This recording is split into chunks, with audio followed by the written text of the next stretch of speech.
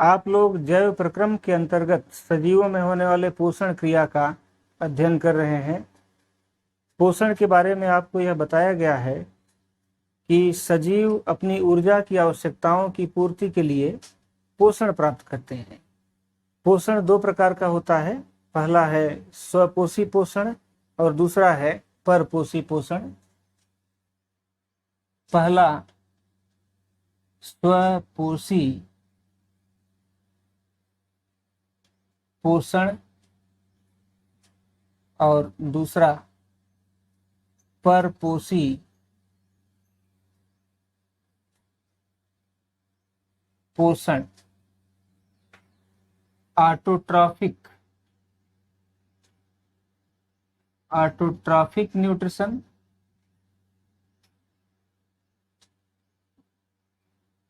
और परपोषी पोषण को कहते हैं हेटेरोट्रॉफिक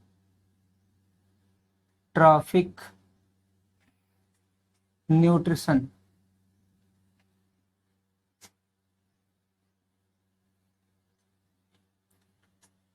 पिछले वीडियो लेक्चर में आपको ऑटोट्रॉफिक न्यूट्रिशन या स्वपोषी पोषण के बारे में विस्तार पूर्वक बताया जा चुका है, इसलिए इस पर आज हम चर्चा नहीं करेंगे। आज का जो चर्चा का विषय है वो है परपोषी पोषण या हेटेरोट्रॉफिक न्यूट्रिशन। हेटेरोट्रॉफिक न्यूट्रिशन क्या होता है? इस प्रकार के पोषण में सजीव अपना भोजन स्वयं निर्मित नहीं कर पाते, इसलिए वे अन्य जीवों पर भोजन के लिए निर्भर होते हैं। आप ये जानते हैं कि हरे पौधे सूर्य के प्रकाश की उपस्थिति में अपना भोजन निर्मित कर लेते हैं। यह क्रिया प्रकाश संश्लेषण कहलाती है, क्योंकि उनमें क्लोरोफिल उपस्थित होता है। किंतु जंतुओं में तो क्लोरोफिल उपस्थित होता नहीं है। ऐसी स्थिति में उन्हें या तो पौधों के ऊपर भोजन के लिए आश्रित होना पड़ता है या पौधों पर आश्रित जंतुओं से वे अपना भोजन प्राप्त करते हैं। भोजन किसी भी रूप में प्राप्त किया जाए, यह देखा गया कि भोजन में उपस्थित जो भी पदार्थ उच्च ऊर्जा युक्त पदार्थ किसी जीव के द्वारा ग्रहण किया जाता है, उसमें उपस्थित ऊर्जा सूर्य के प्रकाश से ही प्राप्त होती है। इस प्रकार हम ये कह सकते हैं कि सूर्य ऊर्जा का अंतिम स्रोत है, सूर्य ऊर्जा का अल्टीमेट सोर्स है। जीवधारी जैसे जंतु पौधों से अपना भोजन प्राप्त करते हैं या पौधों पर आश्रित अन्य जंतुओं से भोजन प्राप्त करते हैं। संक्षेप में हम ये भी कह सकते हैं कि सभी जंतु अंतिम रूप से भोजन के लिए पौधों पर ही निर्भर करते हैं। भोजन की उपलब्धता के आधार पर या भोजन की प्रकृति के आधार पर या भोजन ग्रहण करने की प्रक्रिया के आधार पर जंतु अनेक प्रकार के हो सकते हैं। हम पोषण के प्रकार पर चर्चा करेंगे। पोषण को हम अनेक प्रकार से वर्गीकृत कर सकते हैं। जैसे पहला है भोजन के आधार पर।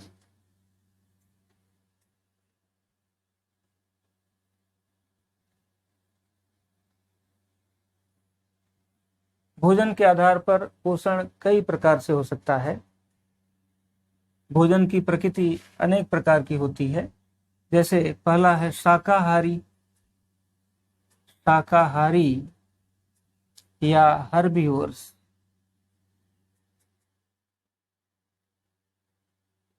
इस प्रकार के जीव पेड़ पौधों या वनस्पतियों से अपना भोजन प्राप्त करते हैं। दूसरा है मांसाहारी या कार्निवोर्स। इस प्रकार के जीव जंतुओं से अपना भोजन प्राप्त करते हैं या जंतुओं से प्राप्त पदार्थों से भी अपना भोजन प्राप्त करते हैं। इसके अंतर्गत जो जीव आते हैं उनमें शिकार और शिकारी का संबंध हो सकता है। शिकार और शिकारी।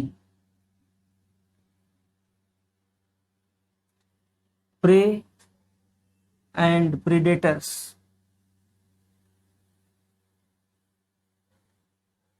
जैसे आपने देखा होगा कि शेर हिरन को अपना शिकार बनाता है और हिरन से अपना भोजन प्राप्त करता है, तो यह मांसाहारी पोषण का एक उदाहरण होगा। इसी प्रकार कुछ जीव ऐसे भी होते हैं जो कीटों को खाते हैं। ऐसे जीवों को हम इंसेक्टिवोरस जीव कहते हैं।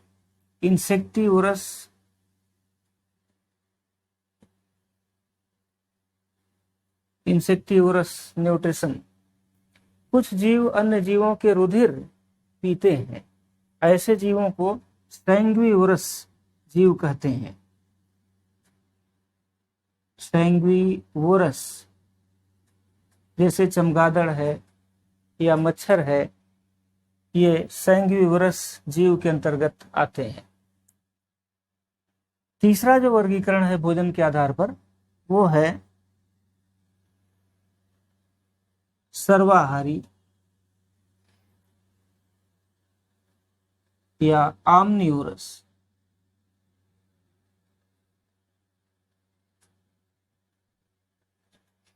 इस प्रकार के पोषण के अंतर्गत ऐसे जीव आते हैं जो अपना भोजन पेड़ पौधों, वनस्पतियों और जंतुओं तथा उनसे प्राप्त पदार्थों से, अर्थात दोनों विधियों से, शाकाहारी और मांसाहारी दोनों टाइप के भोजन वो ग्रहण करते हैं। इस प्रकार ये पहला हो गया। दूसरा है भोजन ग्रहण करने के आधार पर।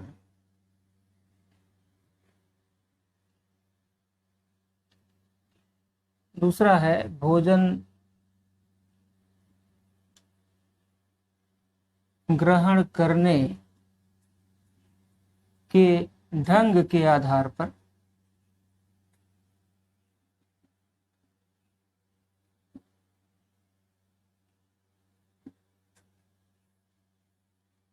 भोजन ग्रहण करने के ढंग के आधार पर भी जीव अनेक प्रकार के हो सकते हैं। इनके अंतर्गत जंतु संभोजी, मृतोपजीवी और परजीवी जीव आते हैं। ए जंतु संभोजी या होलोजोइक। दूसरा है मृतोपजीवी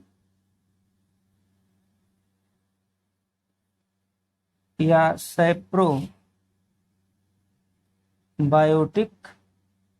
और सी तीसरा है परजीवी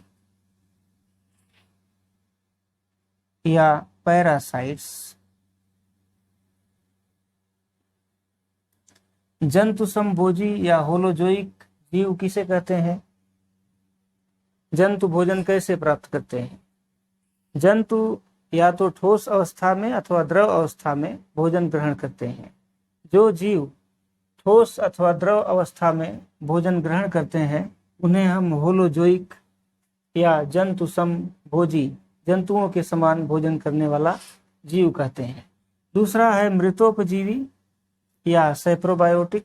इस प्रकार के जीव मृत जंतुओं अथवा वनस्पतियों के सड़ने गलने से उत्पन्न द्रव पदार्थों पर अपना पोषण लेते हैं। ऐसे पदार्थों को, ऐसे जीवों को मृतोपजीवी या सैप्रोबायोटिक्स कहते हैं। ये दो प्रकार के हो सकते हैं। पहला है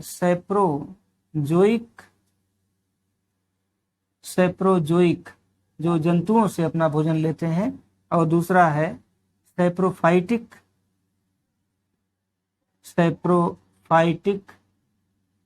जो पौधों से अपना पोषण लेते हैं। अगला जो प्रकार है परजीवी।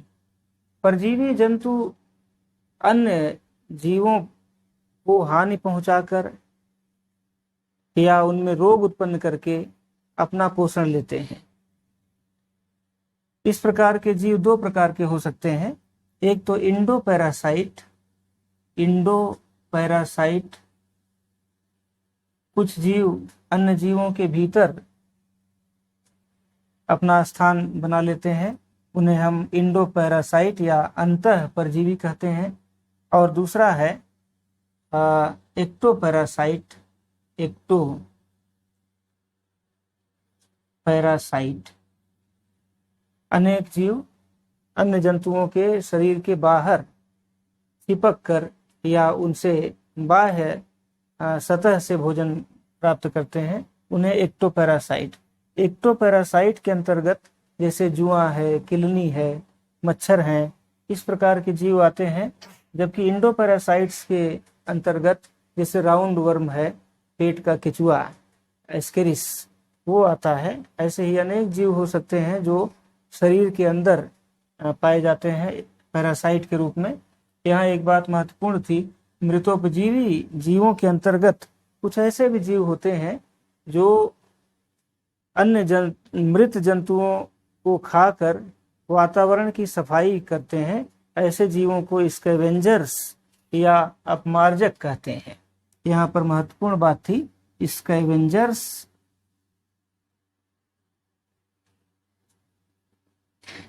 या अपमार्जक। तो आपने देखा भोजन ग्रहण करने के ढंग के आधार पर जीव 3 प्रकार के होते हैं, होलोजोइक, सेप्रोबायोटिक और पैरासाइट्स। होलोजोइक ठोस या द्रव के रूप में भोजन ग्रहण करते हैं। मृतोपजीवी या सेप्रोबायोटिक मृत जंतुओं और पौधों से उत्पन्न सड़े गले पदार्थों के रूप में द्रव पदार्थों को ग्रहण करते हैं। ये यदि जंतुओं से भोजन लेते हैं तो सेप्रोजोइक और पौधों से लेते हैं तो सेप्रोफाइटिक। कुछ जीव अपमार्जक होते हैं, स्कैवेंजर होते हैं, जो वातावरण की सफाई करते हैं और अपना भोजन भी ग्रहण करते रहते हैं। इसका उदाहरण होगा जैसे गिद्ध। गिद्ध एक स्कैवेंजर है जो मृत जंतुओं से अपना भोजन लेता है और वातावरण की सफाई करता है। परजीवी के बारे में आपको बताया गया कि ये अन्य जंतुओं और पौधों को हानि पहुंचाकर या उनमें रोग उत्पन्न करके अपना पोषण प्राप्त करते हैं। अब हम पोषण के चरण पर अध्ययन करेंगे। पोषण के कौन कौन से चरण होते हैं? पोषण के 5 चरण होते हैं। पोषण के 5 चरणों में कौन कौन से चरण हैं? पोषण के चरण,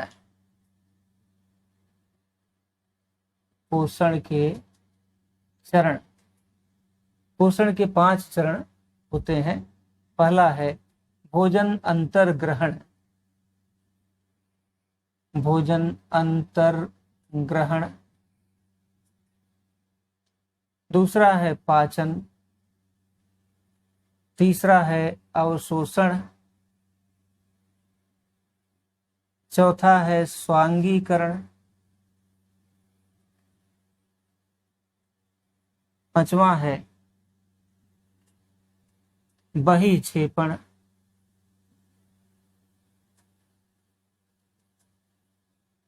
भोजन अंतर ग्रहण या इंजेशन। इंजेशन का अर्थ होता है कोई भी जीव भोजन कैसे ग्रहण करता है। सभी जीवों के भोजन ग्रहण करने का ढंग अलग अलग होता है। जैसे आपने देखा होगा, हाथी अपने सूंड के माध्यम से भोजन को उठा करके अपने मुंह तक पहुंचाता है, तो वह भोजन अंतर ग्रहण सूंड के माध्यम से करता है। इसी प्रकार मच्छर डंक के माध्यम से रक्त पीते हैं। अन्य जंतुओं में देखा गया, जैसे कुत्ता बिल्ली हैं, सीधे जीभ से अपना भोजन ग्रहण करते हैं। मनुष्य अपने हाथों से भोजन ग्रहण करता है। सभी जीवों के भोजन अंतर ग्रहण का ढंग अलग अलग होता है। दूसरा है पाचन।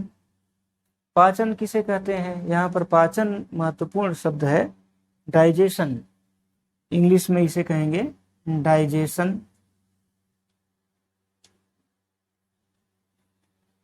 कोई भी जीव जो भी भोजन ग्रहण करता है वह अत्यंत जटिल, अघुलनशील और अविसरणशील होता है।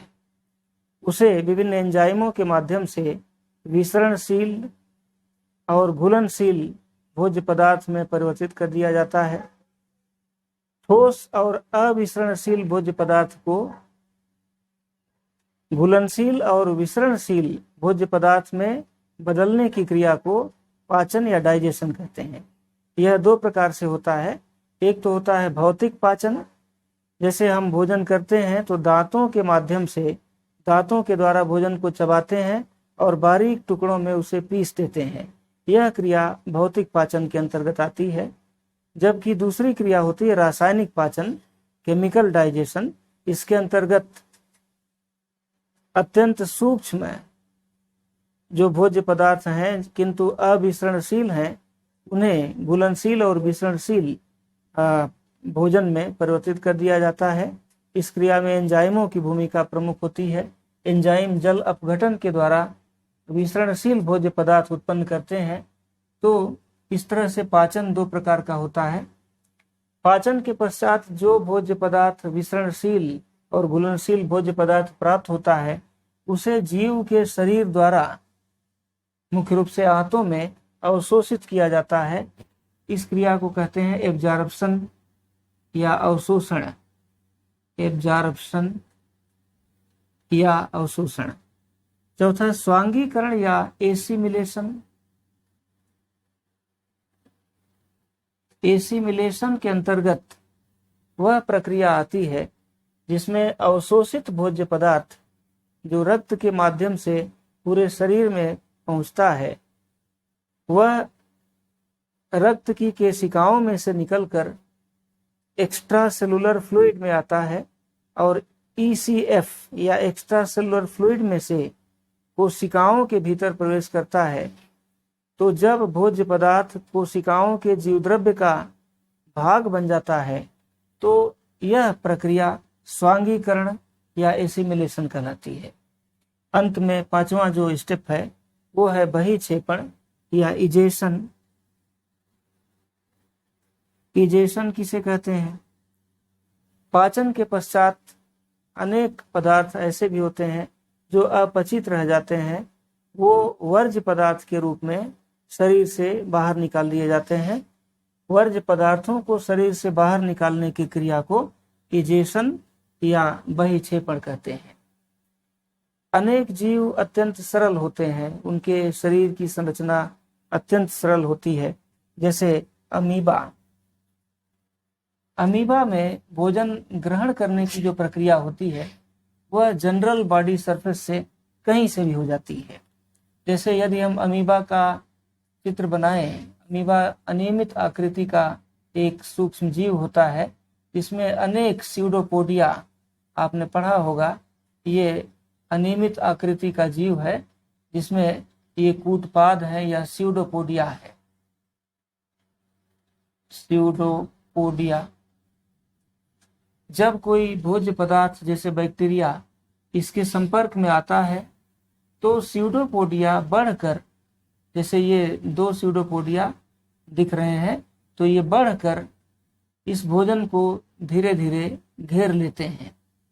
चारों तरफ से इसको घेर लेंगे और घेर करके यह एक झिल्ली के अंदर बंद करके अंत में जीवद्रव्य में प्रवेश कर जाता है। अब इस भोजन को, जो कि झिल्ली के अंदर मेम्ब्रेन के अंदर बंद है, इसे हम फूड वैक्यूल या खाद्य रिक्तिका कहते हैं। फूड वैक्यूल या खाद्य रिक्तिका। खाद्य रिक्तिका में एंजाइमों की उपस्थिति में इस भोजन का पाचन होता है और धीरे धीरे यह भोजन बहुत सूक्ष्म मात्रा में रह जाता है, किंतु फूड वैक्यूल में ही रहता है। ये भोजन कुछ ये वर्ज्य पदार्थ के रूप में बचा हुआ है। अब यह फूड वैक्यूल धीरे धीरे बाहर की सतह की ओर खिसकती है। इस तरह से खिसक कर ये प्लाज्मा मेम्ब्रेन से जुड़ जाती है, जहाँ पर ये प्लाज्मा मेम्ब्रेन फट करके इस वर्ज्य पदार्थ को बाहर निकाल देता है, इजेशन करता है। यहाँ आपने देखा कि कोशिका के अंदर भोजन का पाचन होता है और पाचन के पश्चात भोज्य पदार्थ विसरित होकर जीवद्रव्य में प्रवेश कर जाते हैं। यह अत्यंत सरल प्रकार का पोषण है जो कि अमीबा जैसे जंतुओं में होता है। इसी प्रकार पैरामीशियम इससे कुछ एडवांस है। आपने पढ़ा होगा पैरामीशियम स्लीपर एनिमैलिक्यूल कहलाता है। ये चप्पल जैसी आकृति का जीव होता है। इसके पूरे शरीर में असंख्य सिलिया पाए जाते हैं। ये पक्षमाभी या सिलिया हैं जो कि पूरे शरीर में उपस्थित होते हैं। ये सिलिया लगातार मूवमेंट करते हैं, गति करते हैं। जब भी कोई भोज्य पदार्थ, जैसे यहाँ पर कोई भोज्य पदार्थ इसके संपर्क में आ गया, तो सिलिया के मूवमेंट के कारण इसको एक विशेष स्थान तक, यहाँ तक पहुंचा दिया जाता है। इस स्थान को हम साइटोस्टोम कहते हैं। साइटो अर्थात सेल, कोशिका, स्टोम अर्थात मुख। तो ये कोशिका में एक विशेष स्थान पर कोशिका मुख पाया जाता है। उस कोशिका मुख तक सिलिया के मूवमेंट के कारण भोजन को पहुंचा दिया जाता है। अब इस साइटोस्टोम से भोजन को भीतर प्रवेश करा दिया जाता है और वह एक खाद्य रिक्तिका में बंद हो जाता है। यह खाद्य रिक्तिका पूरे सेल के जीवद्रव्य में घूमती हुई धीरे धीरे इसमें पाचन और अवशोषण, स्वांगीकरण इत्यादि की प्रक्रिया संपन्न होती है और अंत में जो ये खाद्य रिक्तिका बची हुई है उसमें वर्ज्य पदार्थ के रूप में जो भोज्य पदार्थ अपचित था, जिसका पाचन नहीं हो सका, वो शरीर के पिछले भाग में जुड़कर और प्रोटोप्लाज्म यहाँ पर टूट जाता है और ये भोज्य पदार्थ बाहर निकाल दिया जाता है। अमीबा से थोड़ा एडवांस इसमें साइटोस्टोम और निश्चित स्थान से इसका बहिक्षेपण होता है। इन मामलों में यह थोड़ा एडवांस है, किंतु जो अत्यंत जटिल शरीर वाले जीव हैं उनमें सुव्यवस्थित पाचन तंत्र ही पाया जाता है। ऐसे जीव जो अत्यंत जटिल हैं उनमें सुव्यवस्थित पाचन तंत्र या डाइजेस्टिव सिस्टम पाया जाता है। पाचन तंत्र या डाइजेस्टिव सिस्टम।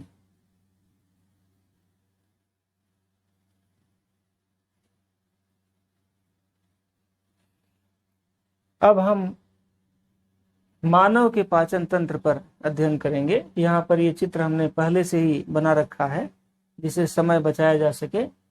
मानव का पाचन तंत्र क्या होता है? मानव शरीर में मुख से लेकर के गुदा तक एक आहार नाल पाई जाती है और आहार नाल से एसोसिएटेड कुछ ग्रंथियां भी होती हैं।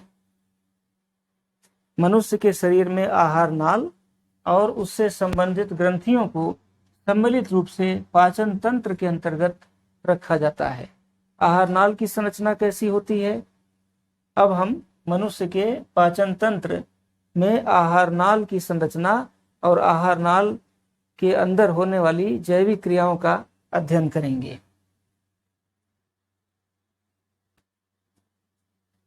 मानव में आहार नाल,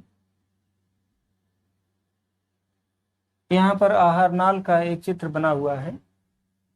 यह मुख से लेकर के और गुदा द्वार तक 32 फीट लंबी नली, लगभग 10 मीटर लंबी नली होती है। इसकी लंबाई महत्वपूर्ण है, 10 मीटर या 32 फीट। ये लगभग इतनी लंबी एक नली होती है जो कहीं पर संकरी, कहीं पर चौड़ी नली के रूप में पाई जाती है। इसके विभिन्न भाग होते हैं, जैसे पहला यहाँ पर लिखा हुआ है मुख गुहा। ये मुख, यहाँ पर अगर आप देखें तो ये मुख है। मुख से लेकर गुदा तक फैली हुई नली के विभिन्न भाग होते हैं। पहला है मुख, यहाँ पर लिख करके समझाते हैं। मुख, मुख कहाँ खुलता है? मुख गुहा। मुख गुहा से भोजन ग्रसनी में प्रवेश करता है जहाँ पर भोजन को निगला जाता है उसे कहते हैं ग्रसनी या फेरिंग्स।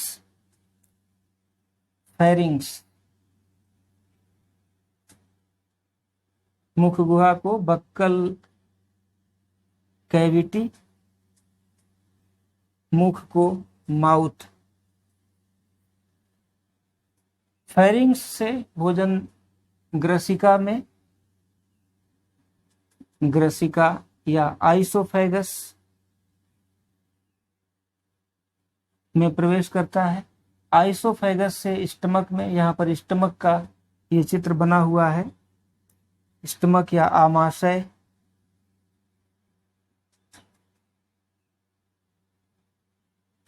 इसके पश्चात भोजन, ये यहाँ पर चित्र है, ग्रहणी में प्रवेश करता है। आमाशय के पश्चात आहारनाल का जो महत्वपूर्ण भाग है वो है ग्रहणी या डिओडिनम, DUODENUM, डिओडिनम। ग्रहणी से भोजन इलियम में या छोटी आंत में प्रवेश करता है। यहाँ पर छोटी आंत के 3 भाग होते हैं, एक तो ग्रहणी है, दूसरा जेजनम, एक छोटा सा पार्ट होता है जेजनम। तो यहाँ पर लिखेंगे ग्रहणी से जेजनम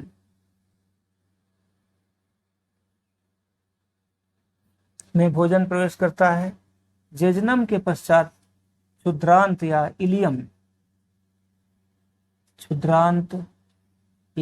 इलियम, में भोजन प्रवेश करता है। क्षुद्रांत को छोटी आंत कहते हैं, क्षुद्रांत या इलियम। क्षुद्रांत से भोजन बड़ी आंत में या कोलन में प्रवेश करता है। यहाँ पर ये कोलन का बृहदांत्र या कोलन का नाम लिखा हुआ है, इसको लिखेंगे बृहदांत्र या कोलन। और अंत में ये रेक्टम या मलाशय में अपचित भोज्य पदार्थ इकट्ठा होता है। रेक्टम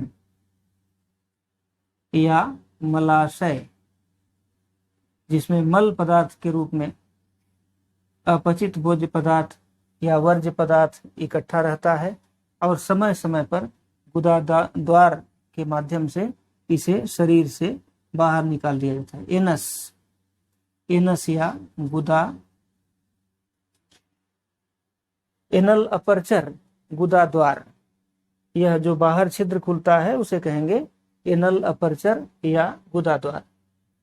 अब मुख किसे कहते हैं? मुख की जो परिभाषा दी गई, दोनों होठों से गिरा हुआ ये जो दरार है इसे हम मुख कहते हैं। मनुष्य अपने हाथों के माध्यम से भोजन मुख में प्रवेश कराता है और वह भोजन मुख गुहा में प्रवेश कर जाता है। मुख गुहा क्या होती है? जहाँ पर भोजन को हम चबाते हैं उसे मुख गुहा या बक्कल कैविटी कहते हैं। यहाँ पर कुछ बातें और समझाना पड़ेगा, इसलिए थोड़ा जगह बनाना पड़ेगा, स्थान की कमी है। मुख गुहा में अनेक अंग पाए जाते हैं। जैसे आपने पढ़ा होगा, मनुष्य के शरीर में मुख गुहा में कुल 32 दांत पाए जाते हैं। वयस्क मनुष्य में 32 दांत उपस्थित होते हैं। बच्चों में केवल 20 दांत ही उपस्थित होते हैं। बच्चों में मिल्क सेट और वयस्कों में परमानेंट सेट दांतों का पाया जाता है। दांतों पर भी आपकी जानकारी होनी चाहिए। बच्चों में जो दांत होते हैं उसमें अगर हम आधा जबड़ा, हाफ रेमस दिखाएं तो 2 दांत इंसाइजर, ये 1 दांत केनाइन, ऐसे। इसके पश्चात 2 ये मोलर दांत होते हैं, ये हो गया इंसाइजर, ये हो गया केनाइन और ये दोनों हो गए मोलर। तो ये 5 दांत आधे जबड़े में, इसी तरह इधर के आधे जबड़े में भी 5 दांत, कुल एक जबड़े में कुल 10 दांत और दूसरे जबड़े में भी 10 दांत। इस तरह से मिल्क सेट के रूप में कुल 20 दांत पाए जाते हैं, जो कि डेसिडुअस होते हैं। डेसिडुअस का अर्थ है वो एक बार टूटते हैं, उनके स्थान पर नया दांत आता है। मनुष्य की जो यह दशा है इसे कहते हैं डाइफियोडांट कंडीशन। दुई बार दंती, अर्थात मनुष्य के दांत 2 बार निकलते हैं। यहाँ पर महत्वपूर्ण बात यह है कि बच्चों में किस प्रकार के दांत होते हैं, तो बच्चों में इंसाइजर, केनाइन और मोलर दांत होते हैं। यहाँ पर एक दांत नहीं है जिसको कहते हैं प्री मोलर। प्री मोलर दांत मिसिंग है। अगर हम बच्चों के दांत का डेंटल फार्मूला लिखें तो लिख सकते हैं 2, 1, 0 और 2। ये 2 इंसाइजर, केनाइन, प्री मोलर 0 और मोलर 2। तो 2102 अपान 2102, ये दोनों जबड़ों का आधे जबड़े का डेंटल फार्मूला है। इसी का दोगुना कर दीजिए तो दोनों जबड़ों का कुल दांत आ जाता है। तो इस प्रकार 20 दांत मिल्क सेट के अंतर्गत होते हैं। किंतु वयस्कों में देखा गया कि इंसाइजर दांत टूटकर 2 नए दांत निकलते हैं, केनाइन दांत भी नया निकलता है। ये जो दोनों मोलर दांत थे, इनके स्थान पर प्री मोलर 2 दांत निकलते हैं और अंत में 3 मोलर दांत नए निकलते हैं। तो कुल मिलाकर के एक जबड़े में आधा जबड़ा जो होता है, उसमें आधे जबड़े में इसमें 8 दांत दिखाई देते हैं। अगर हम डेंटल फार्मूला लिखें तो लिख सकते हैं 2123 by 2123, incisor, canine, pre molar, molar. यहाँ ध्यान देने योग्य बात है कि ये जो दोनों प्री मोलर दांत हैं, ये उन्हीं के स्थान पर उगते हैं जो बच्चों में मोलर दांत थे, और ये मोलर दांत नए निकलते हैं।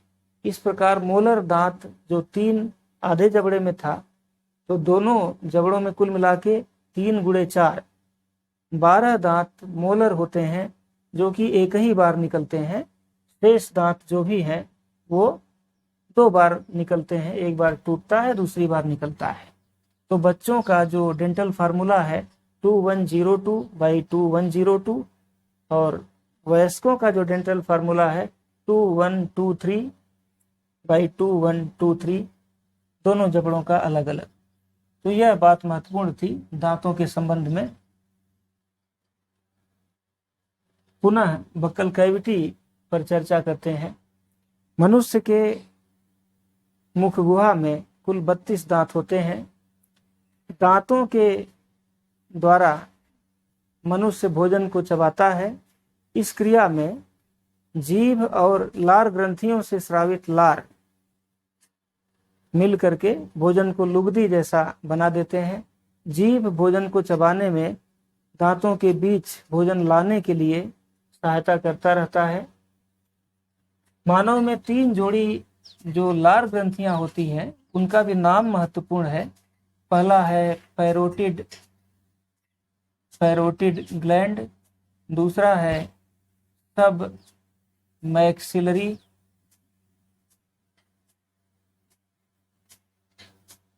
और तीसरा है सबलिंगुअल। सबलिंगुअल अर्थात जीभ के नीचे, लिंगुअल शब्द का अर्थ है जीभ। जीभ के ठीक नीचे सबलिंगुअल और साइड में ये सब मैक्सिलरी और पैरोटिड, ये एक एक जोड़ी ग्रंथियां होती हैं। कुल 3 जोड़ी लार ग्रंथियां होती हैं, जिनसे भोजन चबाते समय लार का श्रावण होता है। जीभ भी महत्वपूर्ण है। जीभ की संरचना में उसमें अनेक टेस्ट बड, स्वाद कलिकाएं उपस्थित होती हैं। यदि हम जीभ को देखें तो जीभ के भी विभिन्न भागों से अलग अलग पदार्थ का स्वाद प्राप्त होता है। जैसे जीभ के अगले भाग से हमें मीठा का ज्ञान होता है, बीच के भाग से नमकीन का ज्ञान होता है, इसी प्रकार साइड से, किनारे से खट्टा का ज्ञान होता है, और पिछले भाग से कड़वा का ज्ञान होता है। जब हम कोई दवा खाते हैं, कड़वी दवा, तो जीभ के पिछले भाग में उसका हमें स्वाद पता चलता है। यदि हरी मिर्च को तोड़कर हम जीभ के अगले भाग में रगड़ें तो हमें उसका भी पता चलता है। अर्थात तीखापन का स्वाद हमें जीभ के अग्रभाग से पता चलता है। तीखा, तो जीभ के विभिन्न भागों से अलग अलग प्रकार के स्वाद का ज्ञान होता है। जीभ भोज्य पदार्थों का स्वाद ग्रहण करके और भोजन को चबाने में मदद करती है, दांतों के बीच में भोजन को ला करके। अब हम आगे ग्रसनी पर चर्चा करेंगे। मुख गुहा से भोजन ग्रसनी में प्रवेश करता है। ग्रसनी की एक मस्कुलर पेशी संरचना होती है जहां पर भोजन को निगला जाता है। मांसपेशियों की मदद से भोजन को निगला जाता है और लगभग 25 सेंटीमीटर लंबी एक नली, जिसे ग्रसिका या आइसोफेगस कहते हैं, इसमें भोजन प्रवेश करता है बोलस के रूप में। बोलस, भोजन का जो छोटा छोटा भाग निगला जाता है उसे हम बोलस कहते हैं। तो यह बोलस ऐसे ग्रसिका के माध्यम से आमाशय तक पहुंचा दिया जाता है। आप एक एक करके भोजन कहाँ कहाँ हमारे आहार नाल में पहुंचता है इसका वर्णन समझ रहे हैं। आमाशय तक भोजन पहुंचाने में ग्रसिका की भूमिका होती है। ग्रसिका की जो लंबाई होती है वो लगभग 25 सेंटीमीटर होती है। ये महत्वपूर्ण है। ग्रसिका में, आइसोफेगस में किसी प्रकार का कोई एंजाइम नहीं होता। यह केवल ग्रसनी से आमाशय तक भोजन को एक मार्ग प्रदान करता है, इसके अतिरिक्त इसका कोई रोल नहीं होता। आमाशय एक बड़ी थैली होती है। यह लगभग 1.5 लीटर तक की थैली होती है, जिसमें भोजन को 2-3 घंटों तक के लिए एकत्र किया जाता है। यहाँ पर मांसपेशियों के माध्यम से भोजन का मंथन होता है और आमाशय की दीवार से स्रावित आमाशयिक रस या गैस्ट्रिक जूस भोजन में मिला दिया जाता है। एक महत्वपूर्ण बात थी कि आमाशय का जो, जहाँ पर ये ग्रसिका मिलती है यहाँ पर, और जहाँ पर ये आमाशय पीछे ग्रहणी में जुड़ता है, इन 2 स्थानों पर स्फिंक्टर मसल्स होती हैं। स्फिंक्टर मसल्स संकोचक पेशी, ये पेशियां सिकुड़ी रहती हैं, जिसके कारण भोजन न तो आगे जा पाता है न पीछे जा पाता है।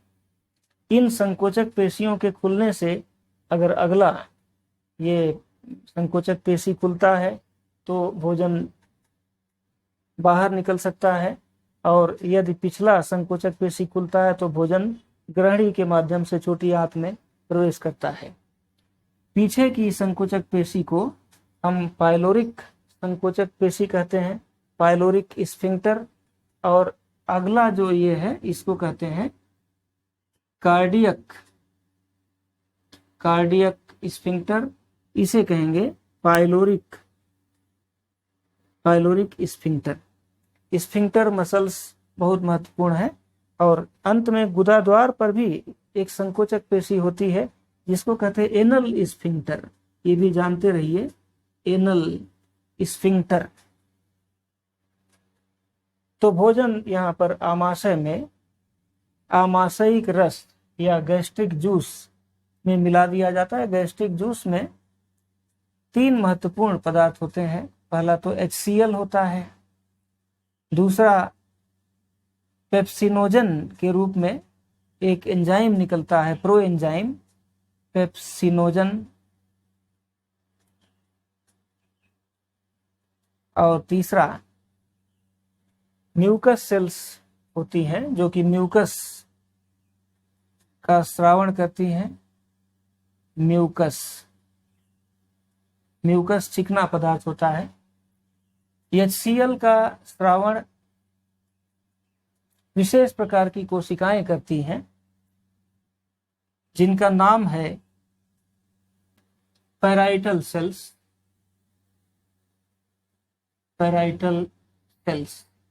ये विशेष प्रकार की कोशिकाएं होती हैं जो कि हाइड्रोक्लोरिक अम्ल का स्रावण करती हैं। हाइड्रोक्लोरिक अम्ल भोजन को अम्लीय माध्यम प्रदान करता है।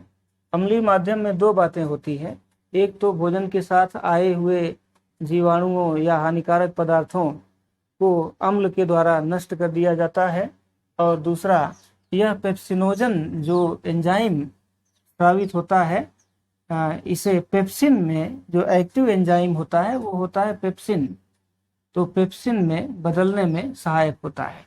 HCl की उपस्थिति में पेप्सिनोजन एंजाइम पेप्सिन में बदल जाता है।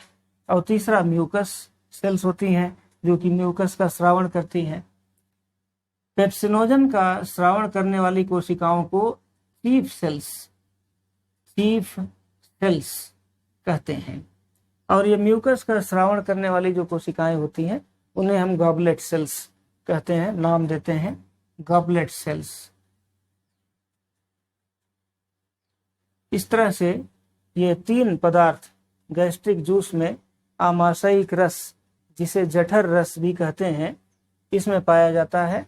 इसमें महत्वपूर्ण यह है कि पेप्सिन एंजाइम प्रोटीन का आंशिक पाचन कर देता है, कुछ मात्रा में प्रोटीन को यह पचा देता है।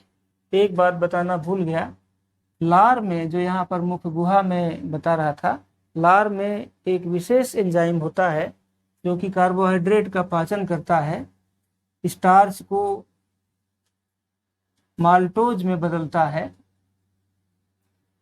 उस एंजाइम को नाम दिया गया टाइलिन, PTYALIN।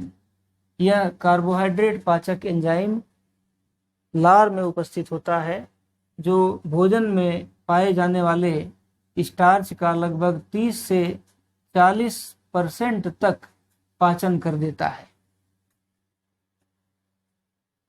किंतु स्टार्च के अतिरिक्त लार के द्वारा अन्य किसी पदार्थ का पाचन नहीं हो पाता। दूसरा जो पाचक एंजाइम निकला वो पेप्सिन है। पेप्सिन प्रोटीन का आंशिक रूप से पाचन करता है। अब हम आमाशय के आगे ग्रहणी के बारे में चर्चा करेंगे।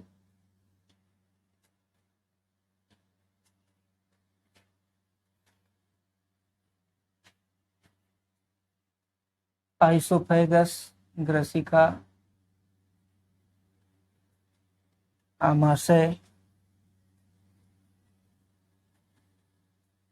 पाइलोरिक स्फिंक्टर, जैसा कि पहले बताया गया, जब ये खुलता है तो भोजन लुगदी जैसा भोजन, जिसे अब हम काइम कहते हैं, THYME, काइम के रूप में यह भूरे रंग का लुगदी जैसा पदार्थ, लेई जैसा पदार्थ हो जाता है, जो कि ग्रहणी में प्रवेश करता है, या हम कह सकते हैं कि छोटी आंत में, क्षुद्रांत में प्रवेश करता है। छोटी आंत के 3 भाग होते हैं। पहला तो है ग्रहणी, दूसरा है क्षुद्रांत, और तीसरा है, ये गलत हो गया, ग्रहणी, दूसरा है जेजनम, और तीसरा है क्षुद्रांत या इलियम, उसको नाम देते हैं इलियम। ग्रहणी ड्यूडिनम, जेजनम दूसरा पार्ट है, और इलियम तीसरा पार्ट। ग्रहणी की जो लंबाई होती है, यह यू टाइप की एक नली होती है, और इसकी लंबाई लगभग 25 सेंटीमीटर तक होती है। इसके पश्चात जो छोटी आंत का भाग है, बीच का भाग जेजनम, ये लगभग 2.5 मीटर तक लंबा होता है, 2.5 मीटर तक औसत रूप से इसकी लंबाई होती है। और इलियम जो छोटी आंत का अंतिम भाग है, इसे इलियम कहते हैं, ये लगभग 3.5 मीटर लंबा होता है। यह लंबाई पर मैं चर्चा कर रहा था। ग्रहणी में 2 महत्वपूर्ण ग्रंथियां खुलती हैं, एक तो यकृत है, लीवर है, और दूसरा अग्न्याशय है। यकृत लाल रंग की एक ग्रंथि होती है जो आमाशय के ठीक ऊपर स्थित है, और यकृत या लीवर में से कोई एंजाइम नहीं निकलता, लेकिन इसमें से कुछ महत्वपूर्ण साल्ट निकलते हैं, जो भोजन जो यहाँ पर आमाशय में अम्लीय हो गया था उसे क्षारीय बनाने का कार्य करते हैं। लीवर में से निकलने वाला जो पित्त रस है, वह भोजन को क्षारीय बनाता है।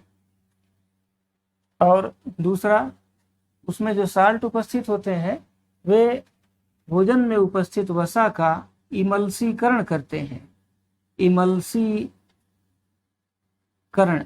इमल्सिफिकेशन अर्थात वसा जो बड़े बड़े बूंदों के रूप में होता है उसे घोल देते हैं, छोटी छोटी गोलिकाओं के रूप में, ड्रॉपलेट्स के रूप में घोलने का काम करते हैं। तो यकृत में से स्रावित पदार्थ जिसे हम बाइल कहते हैं या पित्त रस कहते हैं, पित्त रस, ये दो महत्वपूर्ण कार्य करता है। भोजन को क्षारीय बनाता है और दूसरा वसा को इमल्सीकरण करता है। पित्त रस या बाइल ये लीवर में से डायरेक्ट नहीं निकलता, बल्कि निकल करके एक थैली नुमा संरचना में, जिसे हम गाल ब्लैडर कहते हैं, पित्ताशय कहते हैं, पित्ताशय या गाल ब्लैडर, यहाँ चित्र में पित्ताशय दिखाया गया है। यकृत ये दो पिंडों की एक संरचना होती है, जिसमें नलिकाओं में से जो भी पित्त रस निकलता है वो गाल ब्लैडर में आकर इकट्ठा रहता है। जिस समय भोजन ग्रहणी में पहुंचता है उसी समय गाल ब्लैडर सिकुड़ करके और पित्त रस को भोजन में उड़ेल देता है। दूसरा जो महत्वपूर्ण ये ग्रंथि है वो है अग्न्याशय या पैनक्रियाज। यह मछली जैसी आकृति की एक ग्रंथि होती है, जिसमें से कुछ एंजाइम्स निकलते हैं जो कि भोजन के तीनों महत्वपूर्ण घटक कार्बोहाइड्रेट, प्रोटीन, वसा, इन सब का पाचन करने में सहयोग करते हैं। तो यहाँ पर ग्रहणी में दो महत्वपूर्ण ग्रंथियों की चर्चा हुई और यहाँ पर एंजाइमों का नाम बताना अभी बाकी है। कौन कौन से एंजाइम होते हैं जो कि अग्न्याशय में से निकलते हैं? तो पहला है ट्रिप्सिन, दूसरा है एमाइलॉप्सिन और तीसरा है स्टिएप्सिन। ट्रिप्सिन एंजाइम क्षारीय माध्यम में, ग्रहणी में चूंकि माध्यम क्षारीय होता है, क्षारीय माध्यम में प्रोटीन का पाचन करता है। एमाइलॉप्सिन ये स्टार्च का पाचन करता है, कार्बोहाइड्रेट का पाचन। एमिल का अर्थ होता है स्टार्च। एमाइलॉप्सिन स्टार्च पाचक एंजाइम होता है। इसी प्रकार से स्टिएप्सिन ये वसा का पाचन करता है। तो प्रोटीन, कार्बोहाइड्रेट और वसा तीनों को पचाने वाले एंजाइम अग्न्याशय में से स्रावित होते हैं। अब जो भोजन है ये आंशिक रूप से पचा हुआ भोजन ग्रहणी से आगे बढ़ता है जेजनम में और इलियम में। यहाँ पर जेजनम और इलियम में ये जो क्षुद्रांत या छोटी आंत के भाग हैं, इनमें इलियम महत्वपूर्ण है।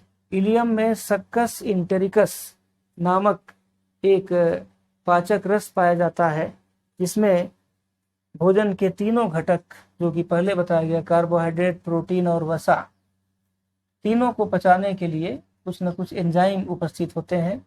तो सक्कस इंटेरिकस में कौन कौन से एंजाइम होते हैं? सक्कस इंटेरिकस में पहला तो होता है इरेप्सिन।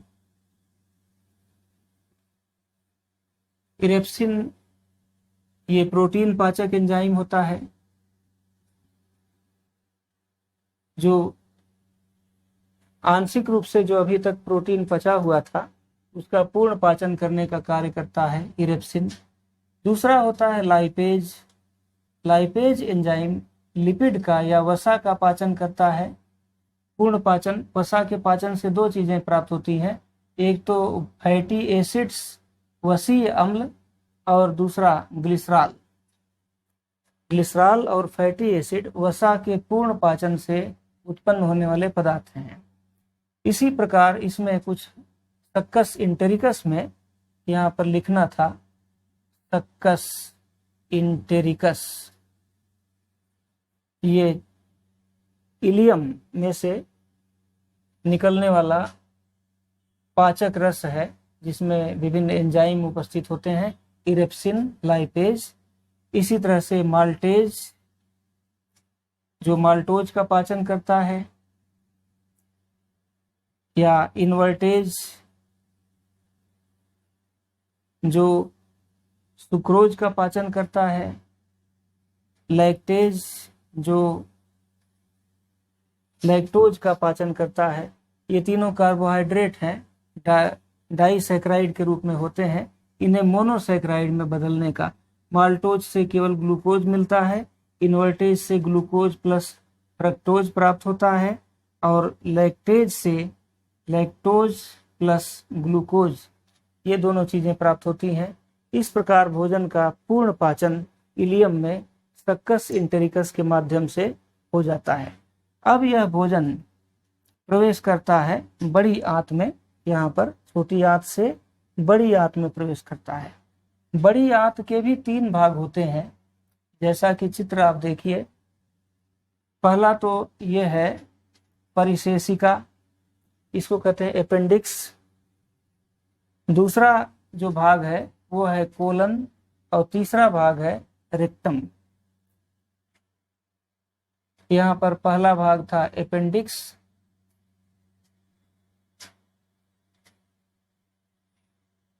दूसरा है कोलन, और तीसरा है रेक्टम। अपेंडिक्स का मनुष्य में कोई रोल नहीं होता, किंतु जंतुओं में यह सीकम में, अन्य जंतुओं में जैसे गाय, भैंस या खरगोश, इन सभी में जो शाकाहारी जीव हैं उनमें यह परिशेषिका या अपेंडिक्स सीकम के रूप में पाया जाता है। सीकम या अंधनाल, जिसमें मुख्य रूप से सेलुलोज का पाचन होता है। मनुष्य में यह कृमि रूप परिशेषिका कहलाती है। यह एक कृमि, एक कीड़े के समान संरचना के रूप में पाई जाती है। इसका कोई रोल नहीं होता, यह एक वेस्टिजियल ऑर्गन है, अवशेषी अंग के रूप में पाया जाता है। अब जो भोजन यहाँ पर बड़ी आंत में प्रवेश करता है, बड़ी आंत की चौड़ाई अधिक होती है किंतु लंबाई कम होती है। लंबाई कम होने पर भी इसे बड़ी आंत कहते हैं, क्योंकि इसकी चौड़ाई अधिक होती है, और छोटी आंत की लंबाई अधिक होने पर भी इसे छोटी आंत कह रहे हैं, क्योंकि इसकी चौड़ाई कम होती है। चौड़ाई के आधार पर इनको छोटी और बड़ी आंत नाम दिया गया। तो यहाँ पर कोलन की बात मैं कर रहा था, बृहदांत्र या कोलन। कोलन में कोई एंजाइम नहीं होता, केवल यहाँ पर खनिज लवण और जल का मुख्य रूप से अवशोषण होता है, और अंत में जो अपचित भोज्य पदार्थ होता है वह मलाशय में, रेक्टम में एकत्र होता रहता है, जिसे समय समय पर गुदाद्वार द्वारा, एनस के द्वारा बाहर निकाल दिया जाता है। भोजन के अवशोषण पर हम बात करना चाहेंगे। अवशोषण की क्या व्यवस्था है? तीसरा जो स्टेप बताया गया था अवशोषण, पोषण का तीसरा स्टेप अवशोषण, एब्जॉर्प्शन। यह देखा गया कि छोटी आंत में असंख्य सूक्ष्मांकुर या विलाई होते हैं, जो अंगुली जैसे प्रवर्ध के रूप में पाए जाते हैं। अगर हम छोटी आंत का ऐसे चित्र देखें तो उसमें बहुत से छोटे छोटे इस तरह से विलाई पाए जाते हैं। अगर हम एक विलाई की संरचना देखें, विलाई को सिंगुलर में विलस कहते हैं, विलाई प्लूरल शब्द है।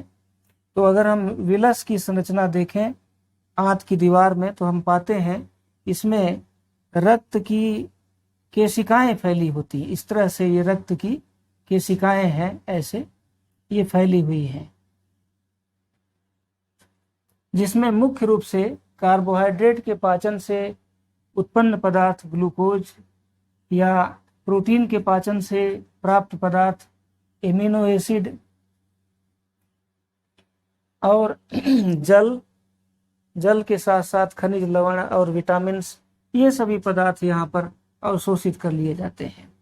इसके अतिरिक्त एक और महत्वपूर्ण नली होती है जो कि लसिका के रूप में पाई जाती है।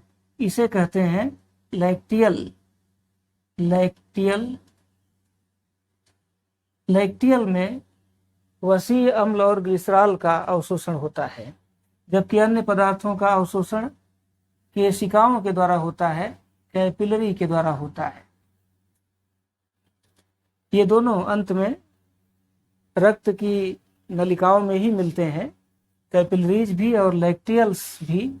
और जो भी भोज्य पदार्थ अवशोषित होते हैं वह रक्त में पहुंचा दिए जाते हैं और रक्त के माध्यम से ये पदार्थ पूरे शरीर में फैला दिए जाते हैं। और इसके बाद आपने पढ़ा था स्वांगीकरण या एसिमिलेशन। रक्त में जो भी भोज्य पदार्थ अवशोषित होता है वह विभिन्न कोशिकाओं तक ईसीएफ के माध्यम से एक्सचेंज कर लिया जाता है। कोशिकाओं में जिस पदार्थ की कमी होती है उसे रक्त की केशिकाएं वहां तक पहुंचा देती हैं। इस प्रकार जो भी भोज्य पदार्थ अवशोषित हुआ था वह कोशिका का या जीवद्रव्य का भाग बन जाता है। यह क्रिया स्वांगीकरण या एसिमिलेशन कहलाती है। और अंत में एक और टर्म था इजेशन या बहिक्षेपण।